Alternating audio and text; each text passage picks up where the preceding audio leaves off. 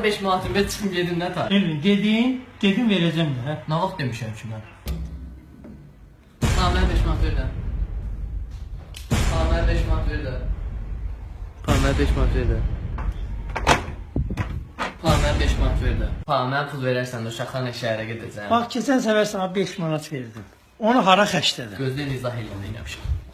Bana 5 manat pul vermişdim. Bir gəlbin avtobusa mindim, bir gəlbin metroya mindim. Avtobusa qabağıma mövsümün oğlu faizini, bir gəlbin onun yerine verdim. Sonra gittim kızla görüştüm. Kızı tok saklamaq üçün kıza marojda aldım. Günün özüm yedim. En yorulanda eve qayıtmışım. 40 gəlbin de burada. Eve qaydanda 2 tane sigaret aldım. Birini düşəndə çəkdi, birini minəndə çəkdi. Sigaretin iyi bilinməsində yolda 50 qəpikə de saqqız aldım. Demişdin 2 tane çörək al, 2 tane çörək almışam. Yine de 80 qəpik. Bütün bunun toplamından bana kaldı 20 qəpik. Sen sigara çeksene.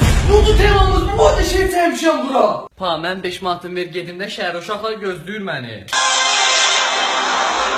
Polat Bülbüloğlu'nun atasının adı neydi? Bülbül, Makedoniyalı İskender Harari. Makedoniya, Romanı kimler xilas etti? Qazlar, Sin kvadrat x plus kosinus kvadrat x'in 5-ci dərəcənin integralının 35 hasili neçə bərabər? Hop da. Hadi pul vermək istəmirəm da. Vaxtınız bitti. Yarışmaq da maraqlıydı, pul o qədər də mühüm deyil yarı. Bura tamam fərqlidir. Burada oturmaq tamam fərqlidir yarı. Hamıya məsləhət görürəm, gəlsinlər, yarışsınlar. Something's getting in the way. Something